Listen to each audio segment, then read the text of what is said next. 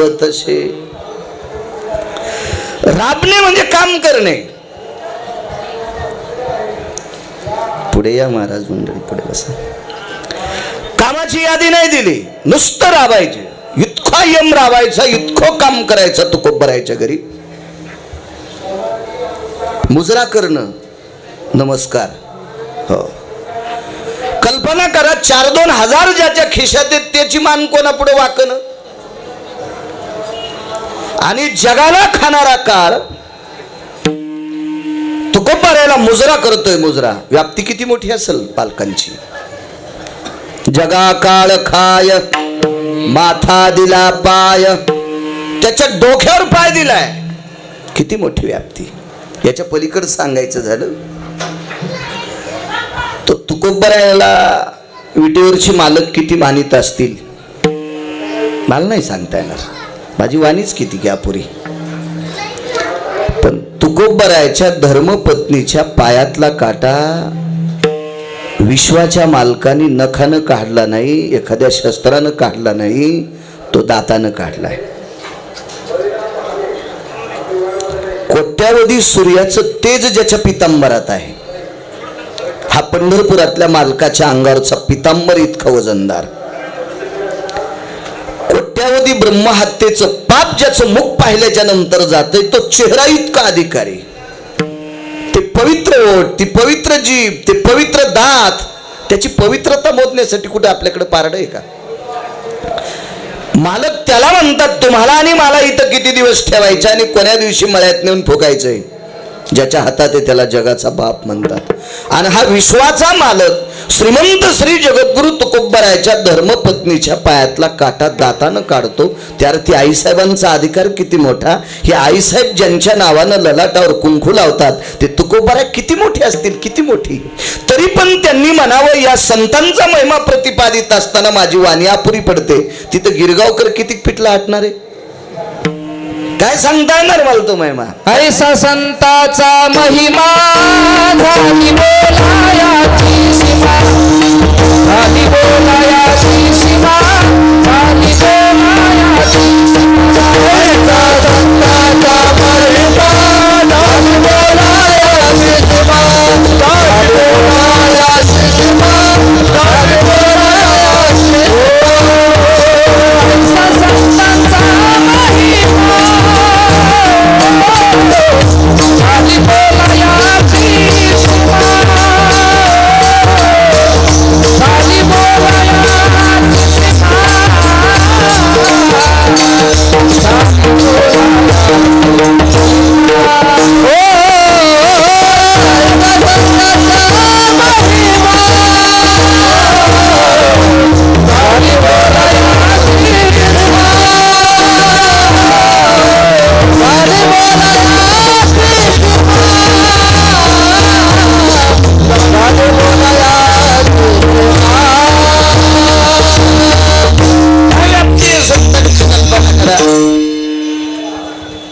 चालत असलेला हा माऊली महावैष्णव ज्ञानोबराय विश्वांची माऊली हा समाधी सोहळा, त्या औचित्यावर चालत असलेला हा अखंड हरिनाम सप्ताह, त्या सप्ताहात आजचं कीर्तन सांगण्याचा योग माझ्याकडे आलाय. माझं महत् भाग्य. मालकांच्या पायापाशी बोलायचा योग आलाय.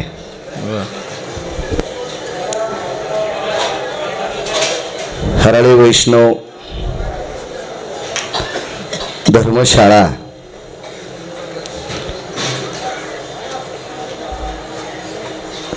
ज्या काही योग्यांची, तप्यांची, महात्म्यांची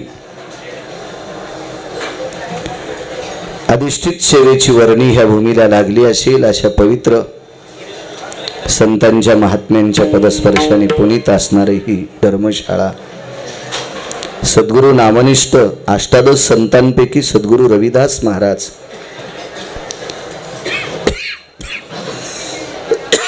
यांच्याही कृपा छत्रात चालत असलेलं हे अधिष्ठान समाधीधन माऊली महावैष्णव ज्ञानोबरायांचा समाधी सोहळा हे औचित्य. या मालकांचं वर्णन करत असताना, या संतांचं वर्णन करत असताना नाव नाही याच्यात,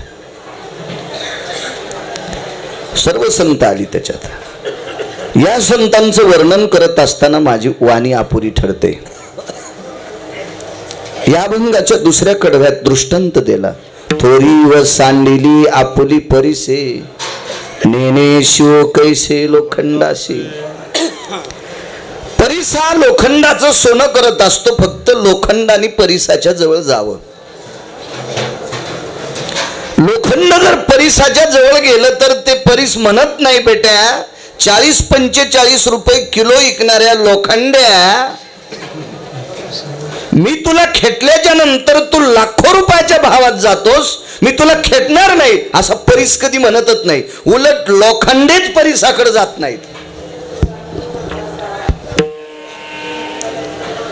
परिसानं स्वतःचं मोठेपण सोडून दिलंय. ती संतांची अवस्था आहे. थोरी व सांडिली आपुली परिसे, नेने शिव कैसे लोखंडासी. मी कसं त्या लोखंडाला शिव असं कधी परिस म्हणतच नाही. तीच अवस्था संतांची. जगाच्या कल्याणा संताच्या विभूती. ज्या अधिष्ठानावर आहेत आपण ते माऊली महावैष्णव ज्ञानोबर आहे. या विश्वाकरता जिल्ह्य शरीर, विश्वाकरता विश्वाकरता. जगाच्या कल्याणा संताच्या विभूती, देह कष्टविती परोपकारे. श्रीमंत श्री जगद्गुरु तुकोबाराय म्हणतात संतांच्या ह्या विश्वाच्या कल्याणाकरता देह कष्ट होला. आपले देह कष्ट होतात ना. आपले शरीर काय कमी कष्टातले आहेत का? वाटेल ते कष्ट आहेत आपले. म्हणजे आपल्यालाही शेवटच्या वेळेला तांब्या भरून देणार नाहीत अशा नालायकांसाठी आपले कष्ट आहेत. संतांच्या विश्वासाठी. भूताची दया हे भांडवल संता. भांडवल या शब्दाचा अर्थ संपत्ती. संतांची संपत्ती दुसऱ्यावर दया करणे. मालकाकडे किती दया असेल आळंदीतल्या मालकाकडे. मला असं वाटतं ह्या दयेच्या पात्रात टाकली पारड्यात. आपामपती निर्भयो यत् छाती जायते. तो चा शब्द करण्यासाठी वापरला. आपामपती भयो निले तुरानाम भयो यत् खेदो सकल स्थितेशो. समुद्राचं पूर्ण पाणी एका पारड्यात तरी ती व्याप्ती या दयेची बरोबरी करू शकत नाही.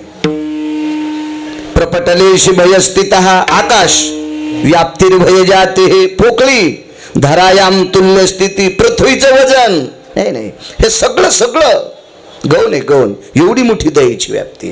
भूताची दया हे भांडवल संता. आपुली ममता नाही देही. स्वतःच्या देहावर आसक्ती नाही. तुका म्हणे सुख पराविया सुखे, अमृत हे मुखे स्रवतसे. संतांचं सुख दुसरा सुखी व्हावा याच्यात आहे. आपलं वेगळं आहे. एखाद्याला विचारलं का रे काय करतो? काय नाही म्हणे मला नोकरी लागली, पगार 1 लाख रुपये, लगेच पोटात डब्बा उठवतो. ही माणसं असतात. संतांचं पुढच्याचं बरं चालल्याच्या नंतर अंतःकरणात आनंद होतो ती संत असतात.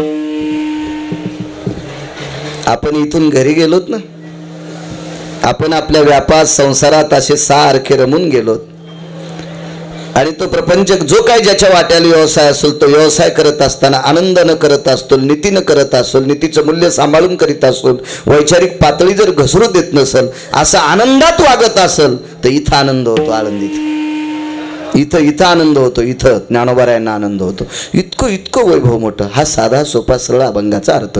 विडाला विडाला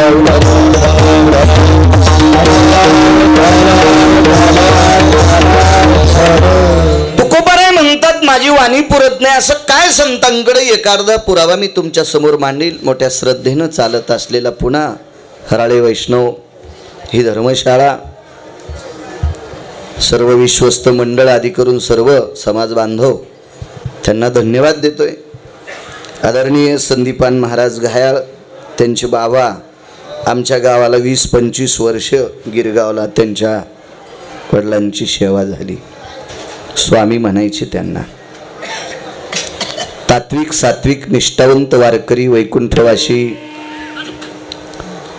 साहेबराव महाराज सोनोटीकर असतील, माधवराव मामा पांचाळ असतील, बापूराव पाटील मोरेगावकर असतील आणि स्वामी म्हणायचे त्यांना जनार्दन स्वामी.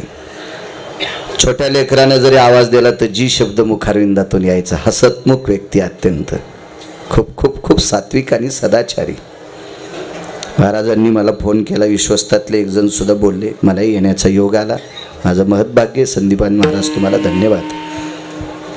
समोर बसलेल्या सर्व श्रोत्यांच्या चरणी गिरगावकराचा साष्टांग प्रणिपात. काय महिमा असेल संतांचा की जेणेकरून तुकोबराय वाणी अपुरी पडती म्हणतात. माझ्या मालकांचा अधिकार सांगतो तुम्हाला. च्यवन नावाचे मुनी आहेत. या च्यवन नावाच्या मुनींना एका मूर्ख व्यक्तीने बांधून नेलं. पकडलं. बांधून नेणे म्हणजे पकडलं. योगी च्यवन, जाबाली असतील, लोमश असतील, च्यवन असतील, हे योगी आहेत.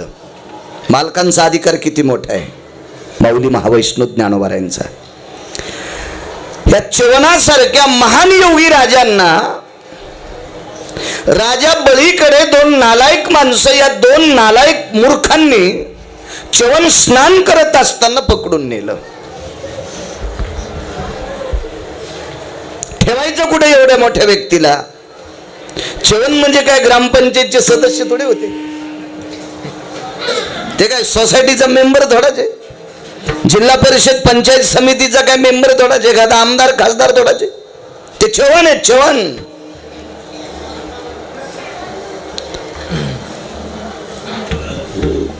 काय च्यवनाचा इतिहास असेल तुम्ही पुराणात बघा. घोडे त्यांच्या जीवनात जी धर्मपत्नी प्राप्त झाली ती 13.5 वर्षाची होती. एक पुरावा सांगतो, 14 वर्षाची. पण तिच्या पुण्याईनं 95 वर्षाचे च्यवन अंध डोळस होतात. बायको पण किती अधिकारी असेल कल्पना करा. मग 14-13.5 वर्षाची पत्नी आणि 95-100 वर्षाचा नवरदेव शोभतोय का. म्हणून सनत कुमारांची कृपा झाली. 52 वनस्पती एकत्रित टाकल्या आणि त्या च्यवनांना प्राशन करण्यासाठी दिल्या. म्हणून ते 19 वर्षाचे झाले. म्हणून आपल्याकडे एका डब्यावर एका म्हाताऱ्याचा फोटो असतो, च्यवनप्राश. मी 1.5 क्विंटल खाल्लाय तरी माझा अजून गुडघा राहिला नाही. हे तयार करणाऱ्यालाच एक दिवशी खायचंय. आता विठाला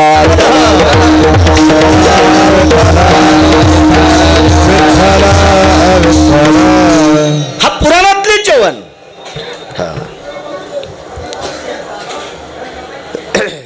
आणि त्या च्यवनांना बांधून नेलं.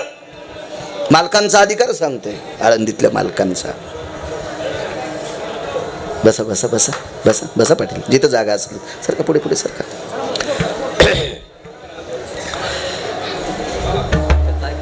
त्यांना वासुकी नावाच्या सर्पाच्या नगरीत बांधलं.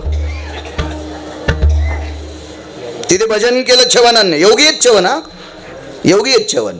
लोमश योगी आहेत, जाबाली योगी आहेत, तसे बरेच योगी आहेत. फक्त तिघांचीच नावं सांगतोय. वासुकी नावाच्या सर्पाच्या नगरीत त्यांना एका खोलीमध्ये बंद केलं. धरू लागले, आवळू लागले, दोऱ्या लावू लागले. च्यवनांनी सांगितलं मी पळतच नाही, मला जिथं बस म्हणताल त्या खोलीमध्ये बसवा, दार लावू नका, सांभाळायला राहू नका, मी कुठेच जाणार नाही. तुम्ही ज्या दिवशी हाकलून देताल त्या दिवशी जाईल, मी थांबतो इथं. पण त्यांना वाटलं हे म्हातारं पळून जाईल. ते काय म्हातारं तंबाखूचं व्यसन नव्हतं. पुडी आणायला जाईन, चुना आणायला जाईन, बिड्या आणायला जाईन. काही चहाचं व्यसन नव्हतं की मुद्दाम तलप लागल्याबरोबर जिभेला चटका द्यायला जाईल. असं काही नव्हतं ना, काहीच नव्हतं. कशाला जाईन ते. त्या म्हाताऱ्याने एकच व्यसन, नित्य भजन करायचं महाराज, नित्य भजन. असा योगी.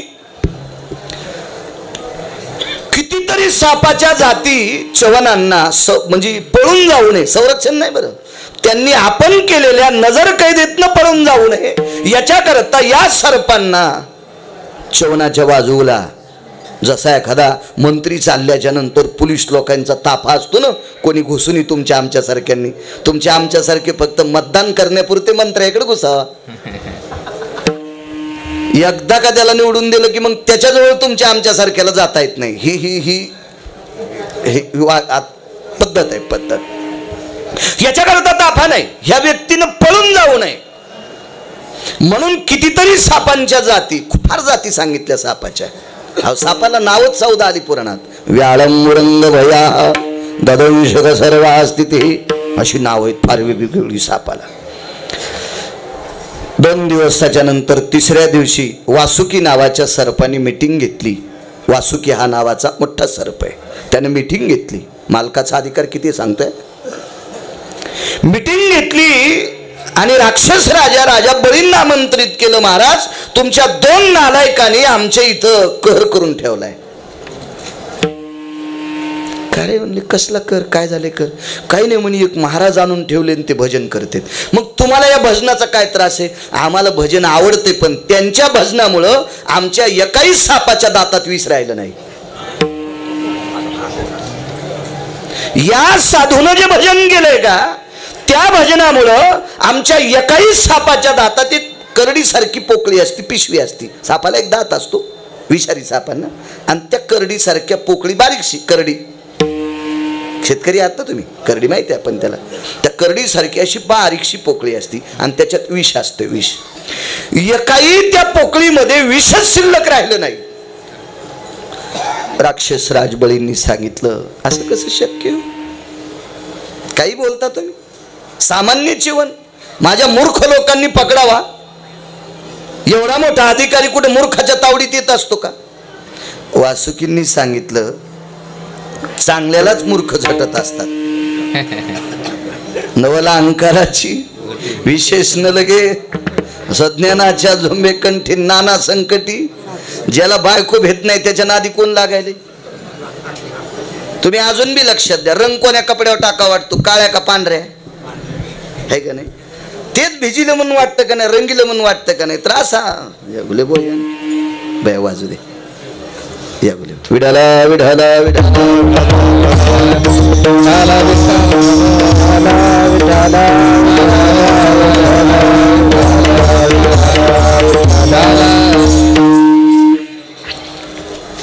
त्याच्यावर बी स्वामींचीच अशी कृपा आहे, आजोबाची.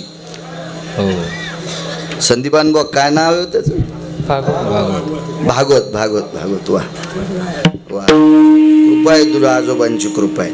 मी नेहमी सांगत असतो, आजोबा पंजोबा किती बी संपत्ती कमवून ठेवते, पण ती संपत्ती टिकण्यासाठी त्यांनी आशीर्वाद ठेवलातच राहती. नाही तर 200 एकर कमिलीन मथार मरून गेलं. ज्याला कमवून ठेवली का ते त्याच्या 13व्या लोक रुपयात होत नाही. याचा अर्थ मागच्या आशीर्वाद ठेवला नाही. तुला आशीर्वाद आहे आजोबांचा, पकवाद वाजवतोस. विठाला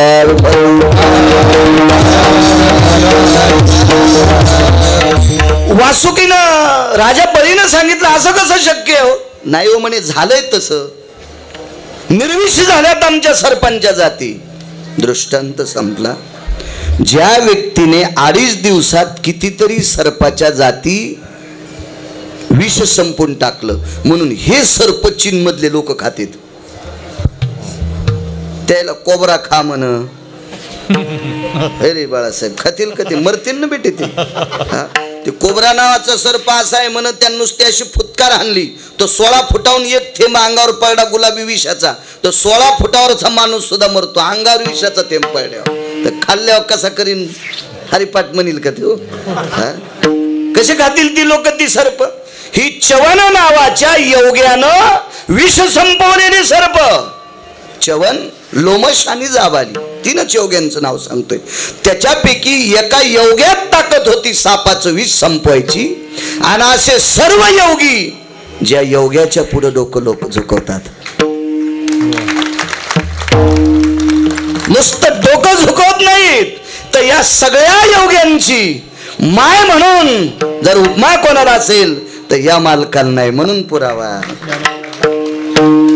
ज्ञानराज माझी योगाची माऊली, वेणे निगममाली प्रगट केली, वेणे निगममाली प्रगट केली.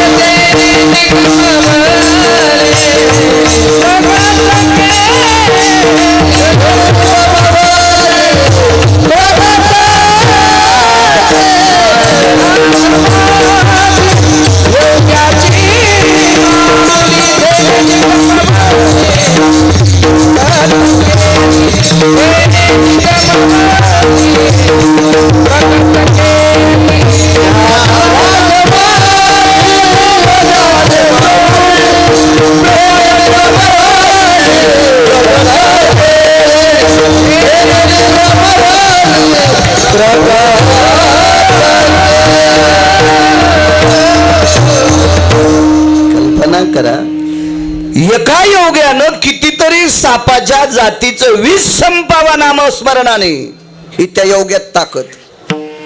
त्या योग्याचं नाव च्यवन. आणि च्यवनासारखे योगी, लोमशासारखे योगी, जाबालींसारखे योगी ज्या योग्याच्या पुढे नतमस्तक होतात, त्या माझ्या ज्ञानोबरायांचा कायवानो आता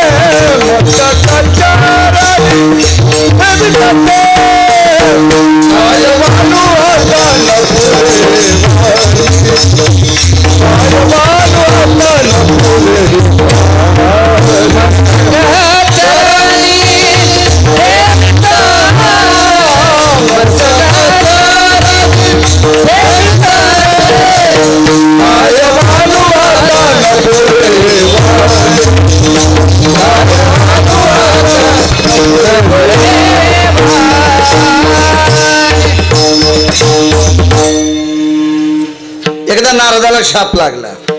पण एक उदाहरण सांगतो मालकांचं. सापाचं विष संपवण्याची ज्याच्या वाणीत ताकद आहे, तो योगी किती अधिकारी असेल. आणि एवढा अधिकारी योगी माझ्या आळंदीतल्या मालकांच्या पुढे नतमस्तक होतोय, हे मालक किती अधिकारी असतात. म्हणून वाणी अपुरी पडती देऊतले मालक म्हणतात. नारदांना शाप लागला एकदा. नारद सर्वांना परिचित आहे. नारद एक 6व्या क्रमांकाचे संन्यासी असं पुराण सांगतात. मी नाही, नारदाला क्रमांक देण्याची माझी काय पात्रता आहे. पण 1 नंबरचा संन्यासी मारुतीराय आणि 19 संन्याशापैकी 6व्या क्रमांकाचे संन्यासी देवर्षी नारद. शाप लागला एकदा. काय होतं माहितीये का, भांडणं ही मूर्ख करत असतात आणि मूर्खाची भांडणं मिटवायला चांगला गेल्यावर त्याच्याही डोक्यात काठी पडत असती.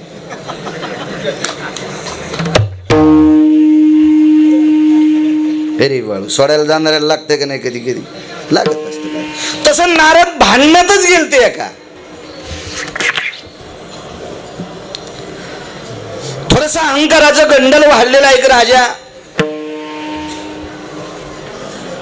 ज्याला कोणतंही गंडल आलं ना ते गंडल बसू देत नसते बघा. आणि गंडल शक्यतो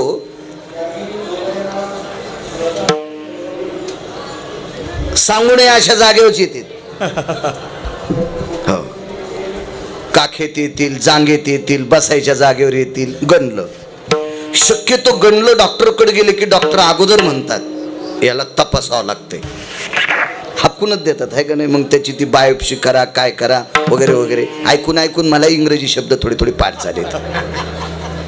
शक्यतो गणलं आले नाही पाहिजे.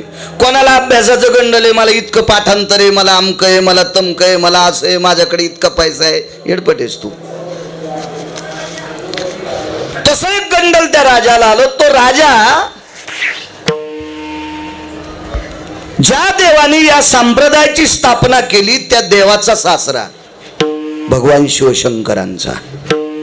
एका जनार्दनी वैष्णव शिरोमणी महादेव सिद्धेश्वर भगवंताचा सासरा. त्याला प्रजापती अशी पदवी होती. माणसाला पद आलं, एखादी गोष्ट आली की अहंकार आला की माणूस. आमची इथे एक आंधळ भजन करायचं, आमच्याच गावातलं होतं. मागच्या वर्षी मेलं ते, भावकीतलंच होतं आमच्या. कोणतंही गंडल आलं की माणसाशी नीट राहत नाही. ते भजन करायला जायचं, 2 टाइम भजन, सकाळचा काकडा करायचं, संध्याकाळची पंचपदी पण ते करायचं. आमच्या इथे माझा मित्र माझ्यासोबतच होता, आमच्याच भावकीतलं. ते जरा जास्त शिकलं म्हणून मुंबईला नोकरीला लागलं, त्याला 72,000 पगार आहे.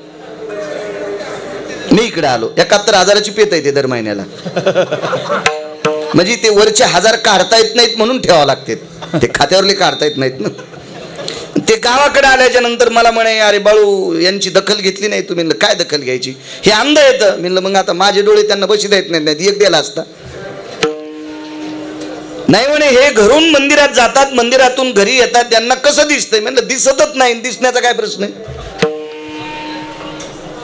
मी गावातल्या एखाद्या पदाधिकाऱ्याला सांगून एखादी लाईट लावायला लावीन, नाही तर मी लावीन, पण त्यांना दिसत नाही ना. नाही म्हणे, त्यांना कंदील द्यायचा. अरे काय वेडफटीस. म्हणलं आंधळ्याला कंदील कशाला द्यायचा. नाही म्हणे, द्यायचाच कंदील त्याला. पाय वा तुझ्या तू आकारण. पैसे मी द्यायलो. मग त्यानं पैसे दिले, मी विकत आणला कंदील, रॉकेल आणलं 5 लिटरची कॅन त्या कंदात टाकायला. मी म्हणलं तात्या हा तुम्हाला कंदील. नालायक हेस का काय. ते मला म्हणलं म्हातारं. अहो मी म्हणलं मी फक्त द्यायलो तुम्हाला, हे सुप्रूत याचा काय म्हणते त्याला देणारा स्पॉन्सर वेगळा आहे. म्हणलं कोण आहे, कोणतेच. हा साहेब आहेत का. हा हा. मग ते म्हणजे मी कीर्तनकार असून येडा आणि ते 71,000ची पितू नालायक हे आंधळ्याला त्यो लय आवडा. हे काय होतं माहितीये का, हे हरामखोर जास्त चमकणारे जास्त आवडत आहेत बघा. चमकणारे कधी त्याच्यासारखे मी 10 सावताल झुपीन ना, पण ते असं होतं कधी कधी. साहेब म्हणले मग खरंच असं. म्हणले काय तो हा साहेब आहे. म्हणलं हरामखोर. काय म्हणले, काय नाही. म्हणले तात्या तुम्ही रस्त्याने चालताना तुम्हाला दिसत नाही, दिसणार नाही, पण लोक तुमच्या अंगावर आदळतात का नाही. म्हणलं एरवी नाही, पण अमावस्या वगैरे जवळपास आल्यावर लोकांना डोळे असून दिसत नाही. कधी कधी माझ्या अंगावर, मी रस्त्याच्या कडेने चाललं तरी आदळतात. आता तुम्हाला कडेनं वगैरे चालायची गरज नाही, आता तुमच्याकडे कंदील आहे. तुम्ही कंदील घेऊन चालल्यावर लोकांना दिसतंय तात्या यायलेत, म्हणून लोक तुमच्या बाजूला जातील. आता कंदील घेतल्याच्या नंतर ठीक आहे, असेल कंदील तरी आपलं रोजची रोज एका हातात काठी ठेवा, एका कडीन चालावं. पण इतकं रगील आंधळं होतं, यानं ज्या दिवशी कंदील आला त्या दिवशी काठी फेकून दिली आणि रस्त्याच्या मधून चोरू लागलं. आमच्या इथं 113 किलो वजनाचा एक माणूस होता, भाऊसाहेब तात्याचा पांड्या. त्याचं वजन 113 किलो. थार दिवशी तात्याच्या अंगावर आदळला. कंदील तर कोणीकडे गेला पत्ताच नाही, पण तात्या आडवा मोरीत पडला. मूर्ख आहेत, डोळे दिलेत देवानं, आमकं झालं तमकं झालं. सगळी लोक जागे झाले. काय नाही, कंदील हातात आहे. मी म्हणलं तात्या तुम्ही मंदिरातून निघले त्याच टायमाला कंदील इजलेला होता. म्हणजे इजलेला कंदील घेऊन तात्या इतका या करलाय. तो सिद्धेश्वर भगवंताचा सासरा म्हणल्यावर तो दक्ष किती या करला असं याचा विचार करा. जमानीच नको ना. आणि या वादामध्ये एक संन्यासी पडला. त्या संन्याशाला शाप लागला. स्तरोति धराजायम मृत्युलोकास्ततेवच नैव सप्तदीपेष्वाधिष्ठिता एकम स्थितो जाया. कुठेही तुम्हाला थांबता येणार नाही. फक्त नारदाला एकाच वनात कधी कधी थोडा वेळ थांबता येत होतं, एरवी कुठेही नाही. त्या वनाचं नाव मधु नावाचं अरण्य, एरवी कुठं थांबता येत नाही. वाटेल ते प्रयत्न केला नारदाने, वाटेल ते प्रयत्न. मालकाची किती मोठा अधिकारी आळंदीतल्या मालकांचा, उदाहरण क्रमांक 2 सांगतोय.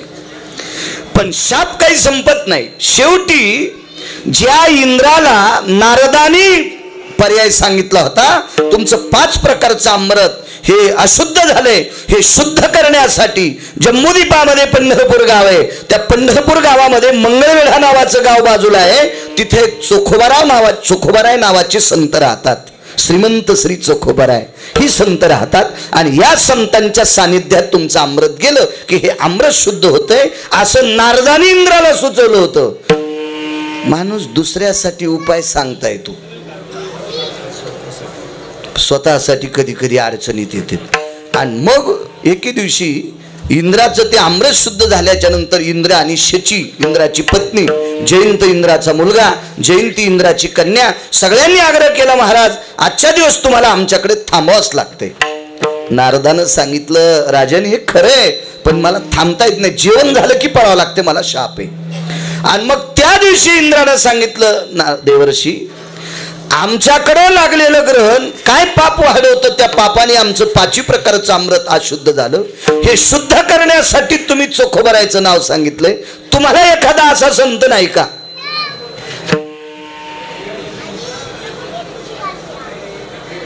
वा. नारद एका संतांकडे आले. नाव घरी गेल्यावर पहा, सगळं सांगायला गुत्त नाही घेतलं मी. खपक्या मोबाईल आहेत तुम्हाला, इचकी जा. रात्र रात्र 2-2, 3-3 वाजूस तरी इचकायला, हराम खोरायला, बोलायला काय करणार आहेत ते तुमच्या अडचणीत. कधी कधी अशा संतांचं चरित्र बघा त्या मोबाईलवर बघा. एका साधूची भेट झाली आणि त्या साधूनं सांगितलं रामकृष्ण नामाच्या बळावर स्वर्गातलं अमृत शुद्ध झालंय, ही चोखोबरायची प्रणाली. पण त्याच रामकृष्ण नामाची ताकद सांगणारे माऊली महावैष्णव ज्ञानोबराय यांचा एक पुरावा आहे. तुम्ही त्यांचा पुरावा मान्य करा, तुमचा शाप संपेल. आणि ज्ञानोबरायचा रामकृष्ण नामाचा पुरावा बद्रिकाश्रमला नेला आणि बद्रिकाश्रमामध्ये देवर्षी नारदांनी अनुष्ठान रामकृष्ण नामाचं केलं. माऊली महावैष्णव ज्ञानोबराय अंतःकरणात घेऊन. कल्पना करा 700 वर्षापूर्वीची परंपरा. त्यावेळेस अमृत खराब झालं स्वर्गातलं. चोखोबरायचा माऊली महावैष्णव ज्ञानोबरायांचा काल. चोखोबराय नामदेवराय ज्ञानोबराय समकालातली संत, 700 वर्षापूर्वीची गोष्ट. हा दाखला घेऊन बद्रिकाश्रमला देवर्षी नारद पोचले आणि रामकृष्ण नामाचं चिंतन करीत असताना तिथल्या आयुधधारी नारायणाला प्रणाम केला. देवा, गोड अशा महाराष्ट्राच्या मातीतल्या समाधीधन माऊली महावैष्णव ज्ञानोबरायांचा निर्वाळा घेऊन मी तुमच्याकडे आलोय. मला या नामाच्या सिद्धतेत काहीतरी माझं जीवन सिद्ध व्हावा. आणि त्याच दिवशी नारदाचा शाप संपला आणि नारद सर्वत्र थांबू लागले. 6व्या क्रमांकाच्या संन्याशाला अविरत भजन करणारा संन्यासी, पण एका शापामुळे कोणाच ठिकाणी मृत्यू लोकात राहता येत नव्हतं. पण ज्ञानोबरायच्या निर्वाळा घेऊन बद्रिकाश्रमला ज्यावेळेला संन्यासी गेला, नारदाचा शाप संपतोय त्या इथल्या योग्यामुळे. म्हणून तुकोबराय म्हणतात, कायवानो आता कायवानो आता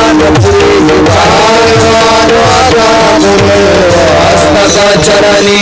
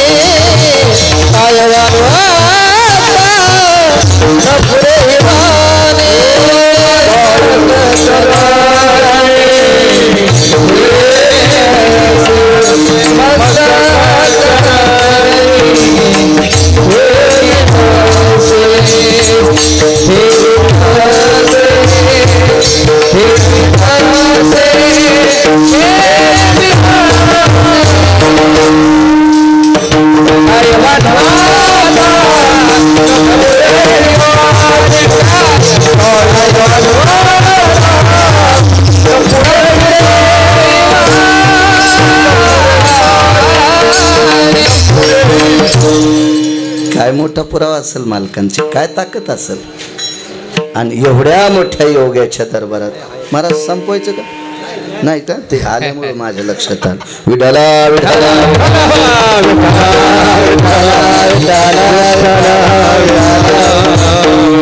एक तिसरा पुरावा सांगतो आणि एक मारुतीरायाचा पुरावा सांगून आपण पूर्णविराम करू, कारण बऱ्यापैकी पोळ्या भाजत आल्यात. कारण वारीला आलेली माणसं आहेत, सकाळी बार्शी द्वादशी सोडलेल्या असते ज्याचं त्याचं. चला,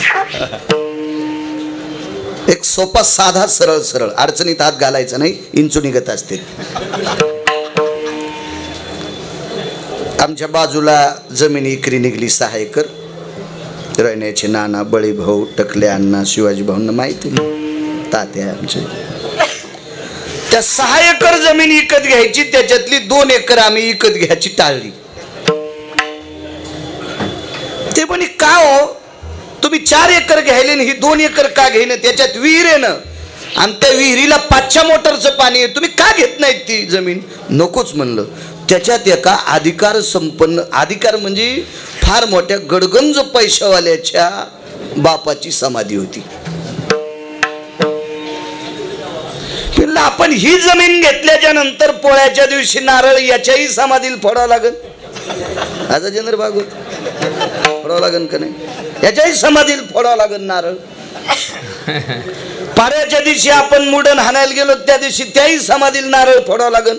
उचित काय नाही, पण यानं काय काय प्रयत्न करून संपत्ती कमवली, पोट्यासाठी ठेवली, ना आपण कुठं बचाव समाध्यात होत. म्हणून म्हणलं ही समाधीची जमीन आपल्याला नको. त्याच्या घोड्याची पण समाधी बाजूला. 35 गावात सावकारी होती त्याची, घोड्यावर बसून सावकारी करायचे. त्याच्या घोड्याची समाधी तिथं, त्याची समाधी. मग ती 2 एकर जमीन टाळली आणि ती जमीन दिलावर भाईने घेतली.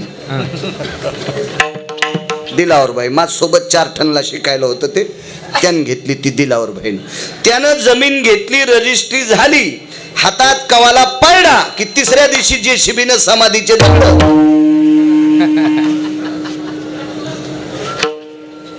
ज्या व्यक्तीनं 318 एकर जमीन विकत घेतली होती, 318 एकर जमीन विकत घेणारा व्यक्ती मेल्यावर त्याची समाधी 2 एकर जमीन ज्याने विकत घेतली त्यानं ती समाधीचे सगळे दगड फेकून दिले.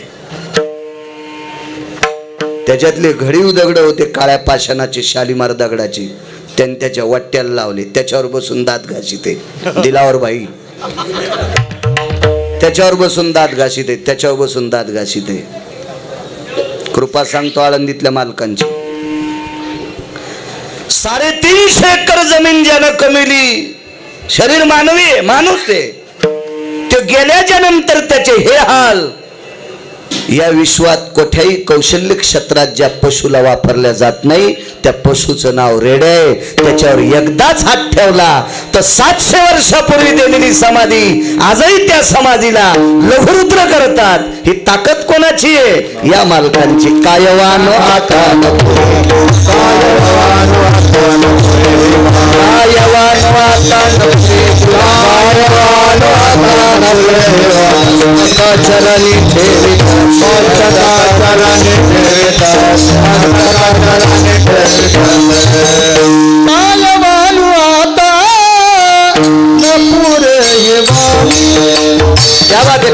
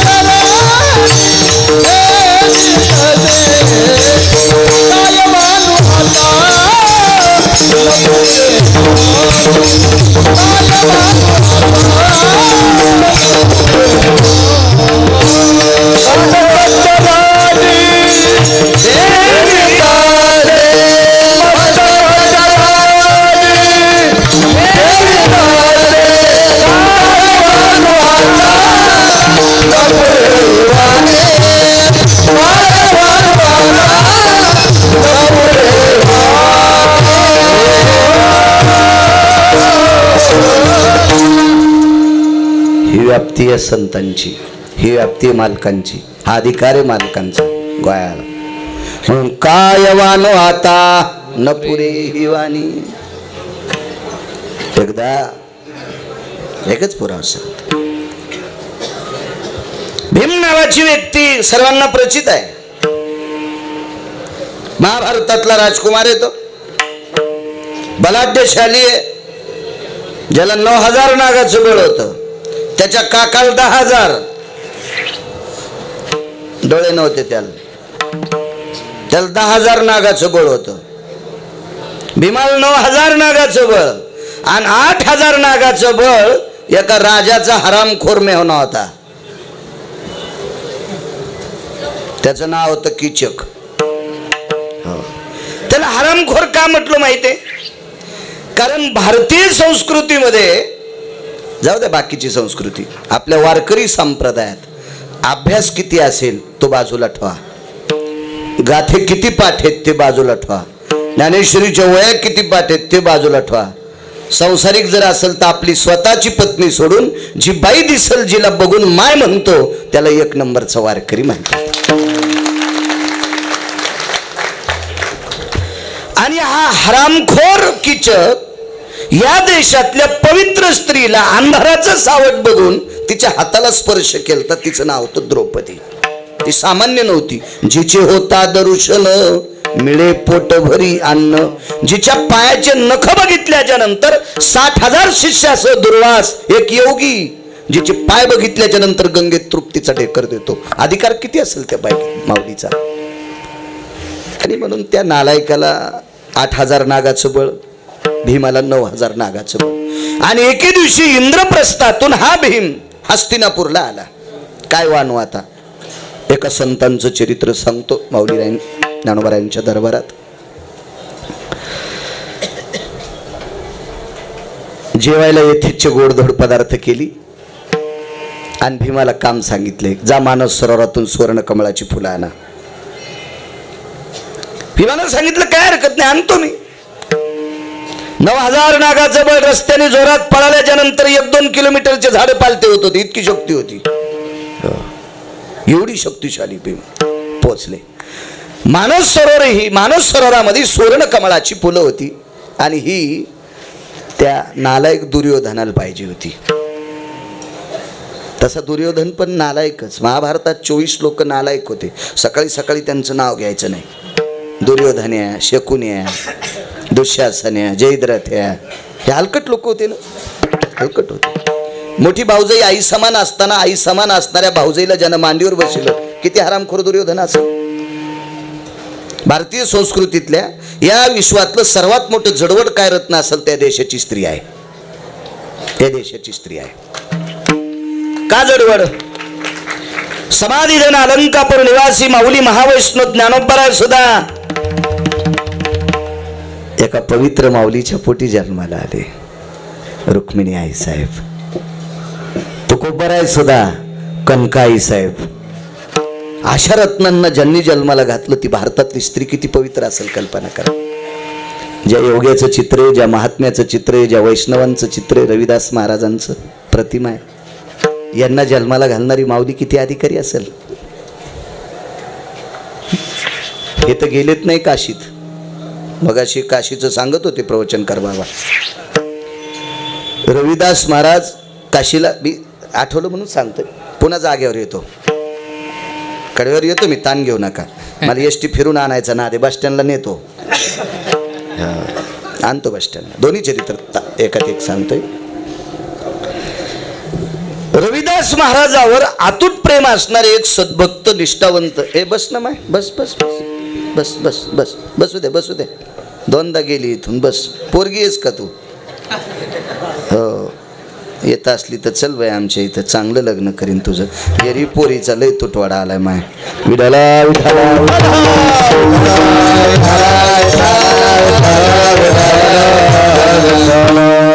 रविदास महाराजावर अतूट प्रेम करणारी एक व्यक्ती काशी यात्रेला निघाली. महाराज सांगत होते यात्रेचं मगाशी. चालन म्हणे. महाराजांनी सांगितलं यायला काय हरकत नाही, पण पाठीमागं कामाचा लोड आहे. आयुष्यभर काम करायचं म्हणेन काय एवढं. ऐका ना, हे काम नाही रे, एक टाइम उपाशी राहील, दखून जाईल कसं बी, पण माझ्या माग काम आहे. माग जाऊन बघतो का. माग गेले ते घर होतं, त्या घरात बंगई होती, त्या बंगईवर वयस्कर आई वडील, त्या बंगईला दोरी होती, ती दोरी रविदास महाराजांच्या शेंडीला बांधलेली होती.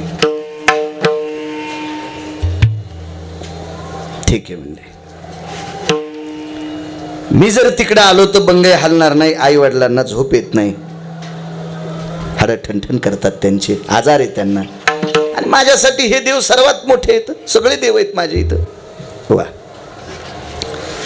उद्या जाणार आहे का. जाता जाता उद्या आले, रविदास येतो मी. ऐका ना म्हणे, आई बाबा हा श्याम काशीला चाललाय. अरे बोलो रे. पाठीवर थाप टाकली रविदास महाराजांच्या आई वडिलांनी. सांगितलं, रविदास आपल्याकडे एखादा आणा आहे का, आदला आहे का, पै आहे का, दमडी आहे का, कवडी आहे का, लाल पै आहे का, ढबल पैसा आहे का. जुने पैसे सांगायला, जीनच्या पॅन्टीवाल्याने हे काहीच ऐकू नका, हे माहीत नाहीत काहीच नाहीत. हे कधी कधी काय होतं माहितीये का, ज्याला कळत नाही ते बहिऱ्या माणसासारखं करते. बहिरं दोनदा हसत, एकदा पुढच्याचा चेहरा हसलेला पाहिल्यावर एकदा, आणि एकदा कशामुळे हसले ते कळाल्यावर दोनदा. तसं जीनच्या पॅन्टीवाल्याला काय माहित नाही बाळू तुम्हाला, पै गमडी दवडा खडकी वगैरे काय माहिती, ते जुन्या काळातले पैसे आहे का. आदला पै सांगितलं, आई 8 दिवस केलेला जो व्यवसाय आहे त्याच्यातून मिळालेला डाळ दाना किराणा आणला, आणि पै उरली एक पै, ती पै देऊन टाकली. अरे काशीत गेल्याच्या नंतर या पैचे पांढऱ्या रंगाचे फुलं घे आणि ते विश्वनाथाला समर्पित कर. विवेक काय टोकाचा असेल बघा यांच्या आई वडिलाचा, रविदास महाराजांच्या. रविदास महाराजांचा विवेक किती टोकाचा.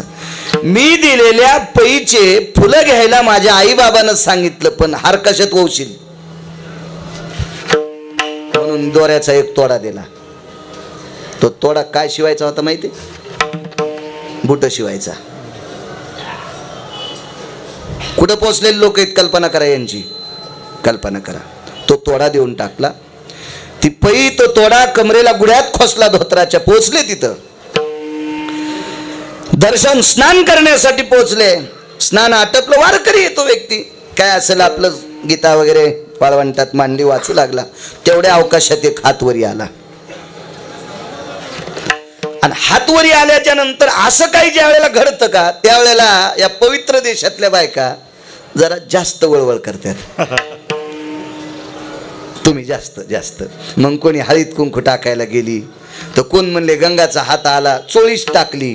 तेव्हापासून या जुन्या चोळ्या इंद्रायणी तर चंद्रभागेत टाकायला. यायला कोण्या महाराजांनी सांगितलं त्याचं नाव तरी सांगा, त्याची बसायची जागा निबर काठीने हाणू आपण. काही उपद्रव करतात, काही काही काही पण उपद्रव नका करत जाऊ. असं तुम्ही कोण सांगितलं तुम्हाला आगावपणा करायचा.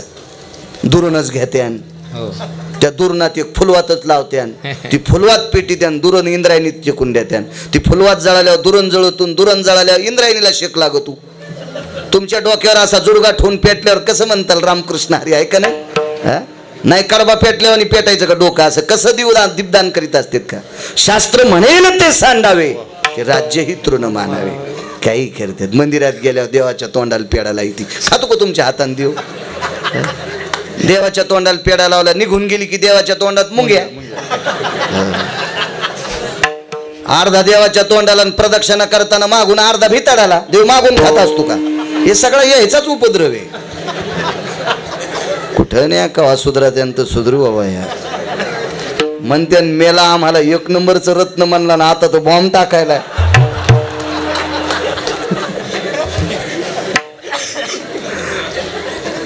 असं नका करत जाऊ. तुम्ही कल्पना करा, आता जरी इंद्रायणी मातेतून येणारच नाही आपली ती पात्रातात नाही, काय हाती येईल आता.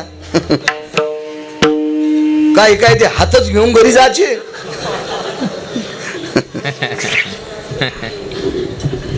ज्ञानोबराच्या सोहळ्यात जो घोडा फिरतो ना, त्या घोड्याचा टाप जिथं पडला तिथं 1-1 फूट खडे करते. एक एक फूट खडे तिथली माती. आणि कोण जास्त खडे करतात माहितीत का? तंबाखू खाणार, बिड्या वाढणार, पते वाखणार, यायचाच जास्त भरणा तिथं. उड्या हाणू हाणू खाडा. काय तंबाखूत काली तुका सोंबळ्या ती माती आता. आणि काय तू ही लायकी आहे का चुन्याला लावतो ती माती, यायचाच भरणा तिथं सगळा. तो हात वरी आल्याच्या नंतर कोणी पेढा, साखर, प्रसाद सगळे टाकाले. त्या हातावर टाकलं की हात पालथा. सगळी लोक दमली. रविदास महाराजांचे घनिष्ठ मित्र होते. एवढ्या मोठ्या महात्म्याचा मित्र काय असा गैऱ्या गुऱ्या थोडाच असेल. आणि कोण्या बी सात्विक माणसानं आपली पिशवी उचलायले म्हणून हरामखोर संग नाही ठेवायचं. जो महाराज हरामखोराला संग ठेवीन त्याचं पाप त्या महाराजाच्या बोकांडीवर पडल. कशाला हरामखोर सोबत ठेवायचे? नालायक असतील ते लोक. रविदास महाराजांसोबत अधिकारीच असेल ना. त्या व्यक्तीने विचार केला सगळं काही टाकलं पण हे काही स्वीकारीनं. मग फुलं घेतलीच होती पांढऱ्या रंगाची. त्याचा एक हार ओवला होता विश्वनाथाला. त्याच्यातला अर्धा हार तोडा आणि तो हार त्या हातावर टाकला. त्या हात असा मिटला. 2-3 वेळेस खालीवरी आतमध्ये गेला आणि हात अदृश्य झाला. आणि काही वेळानं तो हात वरी आला. त्या हातात एक कंगन आलं. रविदास महाराजांच्या मित्रानं ते कंगन घरी आणून दिलं. नियत तेरी अच्छी है तो किस्मत तेरी दासी है, कर्म तेरा अच्छा है तो घर में मथुरा काशी है. नियतीवर आरूढ सात्विकतेचा गोड असा नामाचा वारसा विश्वात फिरवणारी माझे रविदास महाराज या देशातल्या पवित्र स्त्रीच्या पोटी जन्माला आलेत. इतक्या मोठ्या आहात तुम्ही. चला भीम फुलांण्यासाठी मानस सरोवरावर गेले. हेच चाललं होतं ना? हो बरोबर. एवढाच पुरावा. मानस सरोवर भीम गेल्याच्या नंतर ज्याला 9000 नागाचं बळ आहे त्यानं काय हिशाबात उडी टाकली असेल का त्या सरोवरात? ज्याला थोडं थोडं पावता येते ते म्हणले मला मुटका आणता येतोय. मुटका शब्द त्यालाच कळतो ज्याला उचून उडी टाकून पावता येतं. त्याला विहिरीत पारवात मुटका टाकता येतो. एखाद्याचा मुटका जर चुकला आणि पाठीवर पाळला तर 2 दिवस झेंडूबाम लावून पाठ शाकावं लागती. इतकी लाल पाठ होती मुटका. आणि ज्याचा मुटका साधला 50 तीर असू द्या भऱ्यावर पाणी जाते. आता जरी एखाद्या म्हाताऱ्याला हाणता येत असेल तरी पण आता नका प्रयत्न करू. आता डोस केव्हा पडायचा मुटका. विमानावरी टाकल्याच्या नंतर मानस सरोवराच्या बाजूला एक संन्यासी अनुष्ठान झालोय. त्या संन्यासाची पूजा सगळी भिजली. कोण? भीमानं पाहिलं एक वानरवाला बोलतय. भीमाने विचार केला काय वानराला बोलायचं? त्या वानराचं अधिष्ठान माझ्या माऊली महावैष्णव ज्ञानोबरायांच्या बाजूला आहे. सिद्धेश्वर 11वे रुद्र ध्वजस्तंभावरी वानरू ते मूर्तिमंत आणि ते अधिष्ठान ज्ञानोबरायांच्या बाजूला सिद्धेश्वर. ताकद बघा किती मोठी. तिसरा अध्याय कोण? भीम काही बोलत नाही गेलं. ते राजकुमार होतं ना, ते वैभवातलं लेकरू होतं ना, ते वैभवातलं होतं. सत्ता संपत्ती तारुण्य 3 गोष्टी एका ठिकाणी आल्या की माणूस कोणाला जुमानीत नसते. मारुतीरायाने सांगितलं तुला कळत नाही का? तुला आवाज देतोय. तुला या सरोवरातल्या जलचरांना नाही तुला आवाज देतोय. माणूस आहेस ना तू. भीमानं सांगितलं अरे तुला काय करायचं? मी माणूस आहे तू वानर आहेस. पण भीमाच्या लक्षातच नव्हतं हे बाकीच्या वानरातलं वानर नाही ना. हो मिरच्याला झटका हाणला की फुलच राहत नाही. दुसऱ्याच्या पत्रावर उड्या हाणल्या की पत्राची दुरून आडू मोळटा असं वानर नाही. हे वानर वेगळं. ज्या वानरानं या विश्वातल्या 6 गुंडापैकी एका गुंडाच्या दाढीन मिशा दुपारा जाळल्या ते वानर आहे. 6 गुंड आहेत. 6 वाचा. कधी कधी खपक्या मोबाईल आहेत ना तुम्हाला. मुक्काम पाड्यावर अर्धा हात राहायचा, अर्धा पांघरायचा. पाऊस आला तर वरी धरायचा. तो लय कर केलास तू लय की तुझ मोबाईल दुकान आहे त्याच्याकडे. एवढाले मोबाईल आहेत कशासाठी? इचकी जा बघा ना त्याच्या चरित्र बघा ना.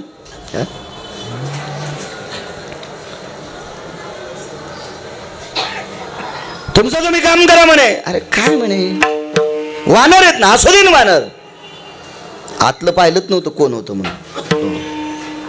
मारुतीरायाचा अधिकार सांगत असताना देहूतल्या मालकाने एक ओळी खर्च केली. येऊनी जन्मला मरकट, वैष्णवा माझी अतिश्रेष्ठ, हनुमंत मनावया कनिष्ठ, ऐसा पापिष्ट कोण आहे. देऊतल्या मालकांनी सांगितलं. या मालकांनी ध्वजस्तंभावरी वानरू, मूर्तिमंत शंकरू, इतकंच बघायचं. प्रत्यक्ष शंकर. पण भीमाच्या लक्षातच येईन. बरीच लोक वरच्यावर जाते तो वरच्यावर. एकदा हिंगोलीला मी कीर्तनाला चाललो, माझ्यासोबत एक जण आला, सकता त्याच पांड्या आमच्या इथला. ते म्हणलं आज मला सुट्टी आहे आणि रानची बडे आज काय आऊत चलत नाही, येतो कीर्तनाला. आला. गणेशपुरावर जाऊस तर एक पॅन्ट वरीत त्याची, रानातून आलं तर येडा करून त्याला खाली करायचं ध्यानच नाही. मी पाहिली नाही, मी कशाला पॅन्टीवाली पाहू, मला धोतर होतं. पण तिथं गेल्यावर मी म्हणलं एक वरी एक खाली. मग त्यानं खाली केल्यावर नोट काढली 50ची. आम्हाला जिंतूरचं तिकीट 3.5 रुपये, त्याचं 3.5 मग 3.5 नोट 50, 7 रुपये. मी 50 रुपये दिलं. कंडक्टर, डोकं आहे का तुम्हाला काका, एवढं वय झालं तरी तुम्हाला कळत नाही. धोत्रामुळे म्हातारा दिसू लागलो ना. मी पांड्यापेक्षा तरुण होतो, पण पांड्या पॅन्टीवर होता. असं होतं ना कधी कधी. धोत्रामुळं सगळं त्याला असं वाटलंय म्हाताराचे, काहीच कळत नाही तुम्हाला म्हाताऱ्याला. जाऊ द्या म्हणलं, याच्या कुठे नादी लागाव कंडक्टरच्या, ते बी लय वैतागलेले असतील नव्हे. हो भलते हो. आणि मग त्या पांड्याजवळ 50 रुपये दिले. कंडक्टरनं चिल्लर दिली आणि तिकीट दिलं, फक्त पॅन्टीमुळं. कंडक्टरला काय माहिती असे किती पांडे बाळू अवताल झुपीन म्हणून. पण कंडक्टर माझ्या धोत्रावच गेलो, वरच्या कपड्यावच गेलो. तसा भीम हा मारुतीरायाच्या वरच्याच रंगावर चाललाय. बरीच लोक तसेच जातात. एका माणसाची इतकी टोपी कडक होती, इतकी टोपी की त्या टोपीनं ऊस तोडता येईल गुले बुवा, इतकी टोपी कडक. बायको 17 भाईच्या मिरच्या तोडायला. कपड्यावर काय नसतं, काही कायला नाद असतो राहाचा, वरून झकपक आतून भगभग नादच असतो. काही कायला कपडे टाईट घालायचा, बाहेर वजन आणायचा, घरी चट वजन रिचवलं त्याचं. फार काय झालं तर घुशीनं खाल्लं, इतके वजन काय कायचे चित्र. वरून बघतेत माणसं, वरून. भीमानं वरून तपासलं मारुतीरायाला, हे वानर आहे आणि मला सांगते पाण्याच्या बाहेर. पण मारुतीरायानं शेपटीला असं जवळ घेतलं आणि ते शेवटचं टोक असतं ना, आपण शेपटीचा गोंडा म्हणतो त्याला, त्या गोंड्याला असं झटकीलं. तिला सांगितलं, बाई बघ बरी याची सोय. आणि ती मारुतीरायाची शेपटी मानस सरोवरात गेली आणि भीमाच्या कमरेली एक येढा टाकला. पूर्वीच्या काळात मेलेलं जनावर जसं वडीत नेत होते का, तसा भीम तळ्यातून वडीतच काढा, फरफटतच. भीम गंजा झटके देऊ लागला. त्याला वाटलं चंपाबाईच्या कुत्रीची शेपुटे गाणी. हो, हे सगळे नाव आमच्या इथले सांगायला, तुम्हाला याच्याहून काय करायचंय. कशी तुटन ती शेपटी. गण्या झटके दिले, खूप झटके दिले बळी भाऊ, खूप झटके दिले, पण शेपूट काय तुटत नाही. उलट शेपटीने एकदा फिरून भीमा आपला. भीमही शक्तिशाली. आडा सोडून घेतला आणि एक मुसकाडी थांबली. तरी पण भीम रेटच न. मारुतीरायाने विचार केला, काय रगिले आतापर्यंत बरीच भेटली, पण हे अति रगिले. 9000 नागाचं बळ आहे, ते का सामान्य आहे का. 4.5 घंटे लोंबा झोंबी झाली. द्वंद्वांभयोती रोकोदर भयस्थिता पंचानन स्वरूपेशे यद्वंद्वानति जायते. पुराण सांगते. नको पुढचं. 4.5 घंटे युद्ध. 4.5 तासाच्या नंतर मारुतीराय म्हणले, संतांचा अधिकार किती मोठा याच्यावर सांगतो. काय महिमा लोकांचा, एवढंच ऐका. मारुतीराय थोडा वेळ थांबले. मारुतीराय म्हणजे सिद्धेश्वर,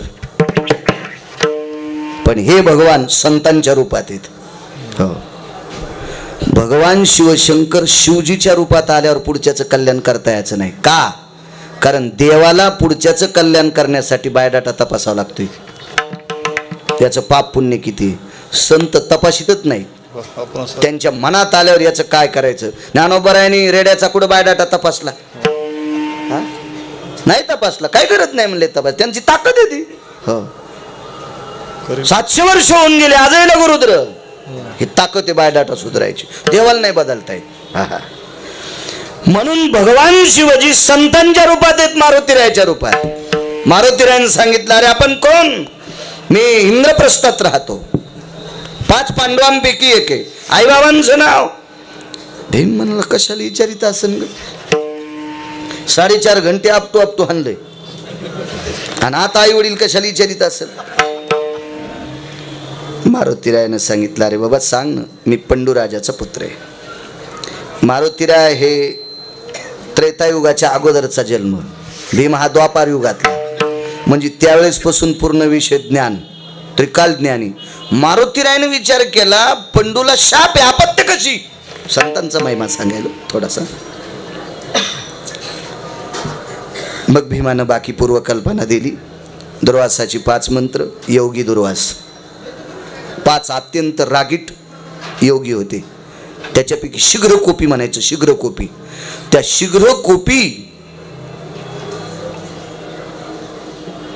5 लोकांपैकी दुर्वास नावाचे योगी. आणि या योग्याच्या 5 प्रकारच्या प्रसादातून एक पवनांचा मंत्र, वायूचा मंत्र, त्या मंत्रापासून भीमाचा जन्म.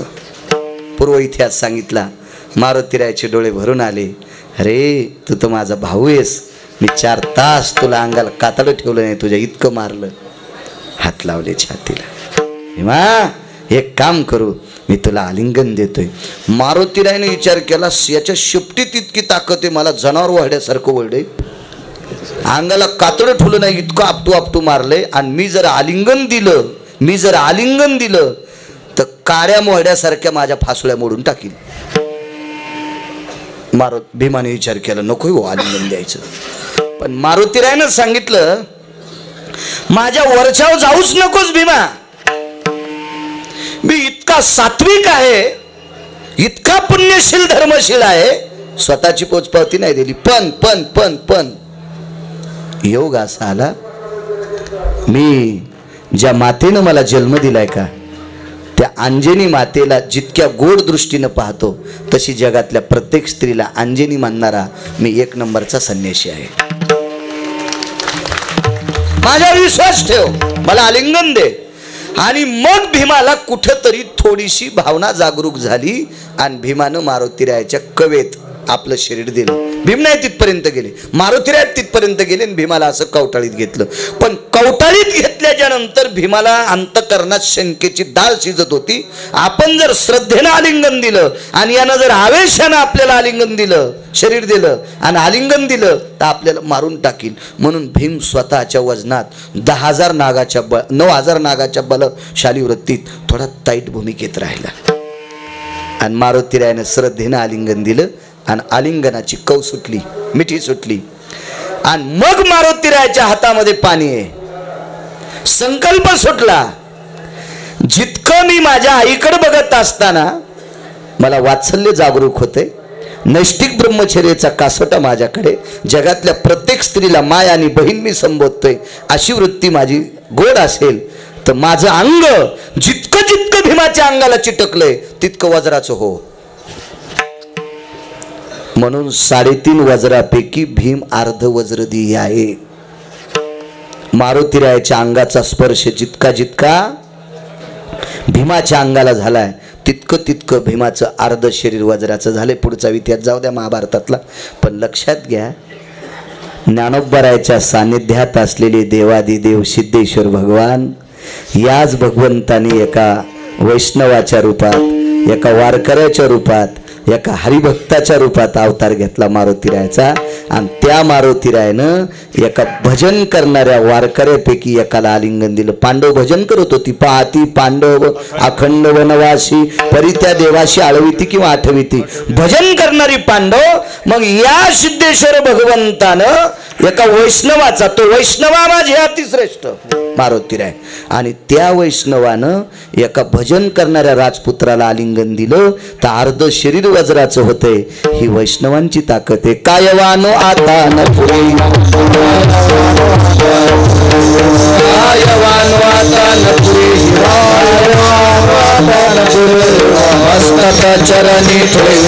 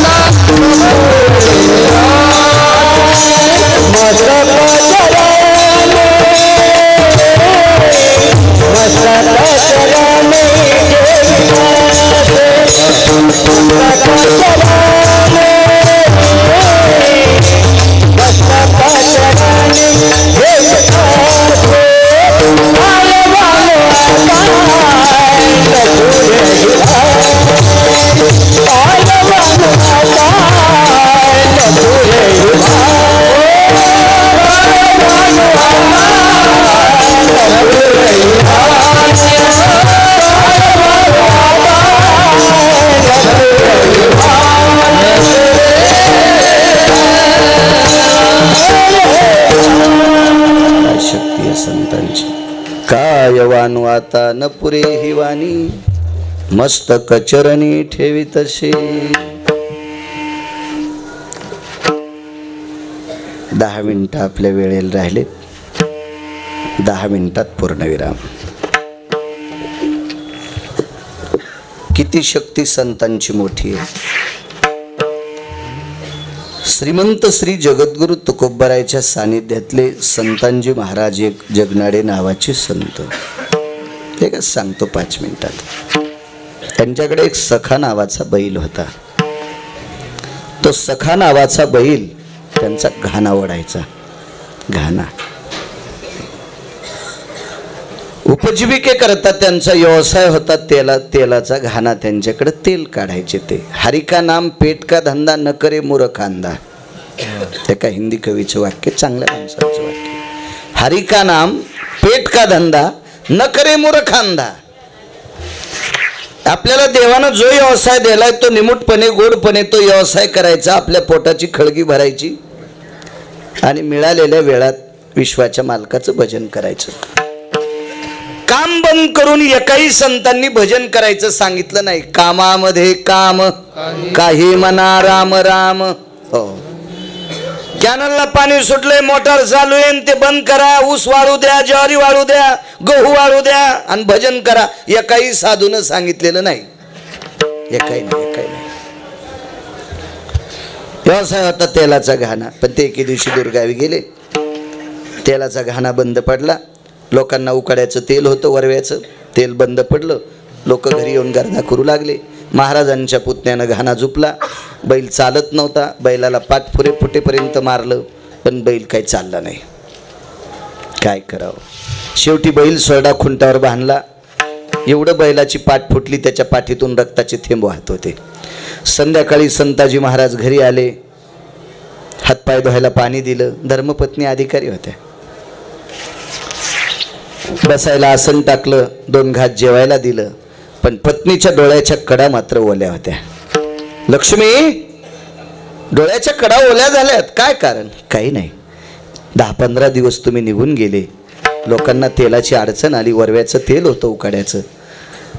त्या लोकांना अडचण आहे ती बरीच. आज सकाळी लोक बोलत होती तुम्ही पहाटे तुमचा नित्यनेम आटपून लवकर घाणा झोपा की जेणेकरून लोकांना तेल देण्यात येईल. ठीक आहे, काही हरकत नाही, रडू नकोस. पण पुन्हा डोळ्याला पाणी येत होतं. आता बैल चालतो का उद्या? सखा नाव, बैलाचं नाव सखा. या चालतोय का उद्या बैल? चालतोय का?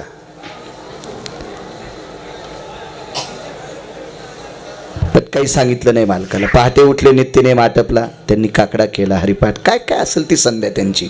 वारकऱ्याची संध्या हरिपाठ आहे, वारकऱ्याची संध्या काकडा आहे.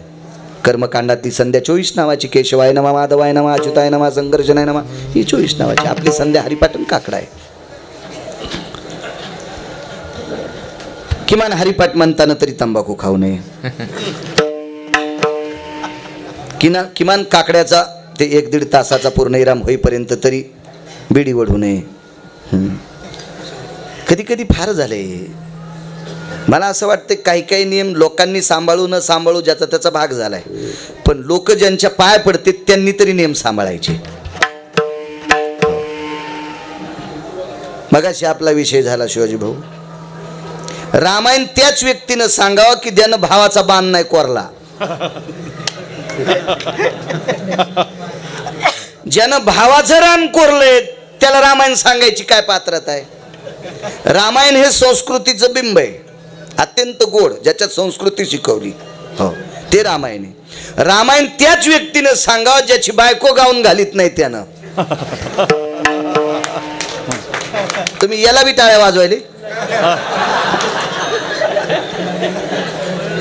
म्हणजे आणि तुम्ही बी अशात लोकांचं ऐका, नाही तर नियम मोडणाऱ्याचं जर तुम्ही ऐकत असाल तर ऐकणाऱ्याच्या पण घराला कुपाटी लागन. कारण पाप हे दोघांना असते. या बा गुन्हेगारापेक्षा गुन्हा सहन करणारा अर्धा हरामखोर असतोय. गुन्हा करणाऱ्यापेक्षा गुन्हा सहन करणारा अर्धा हरामखोर असतोय. हो, कधी कधी लक्षात ठेवलं पाहिजे.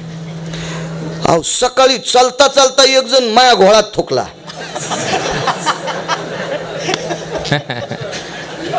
धोतर बदलून आलोत आपण.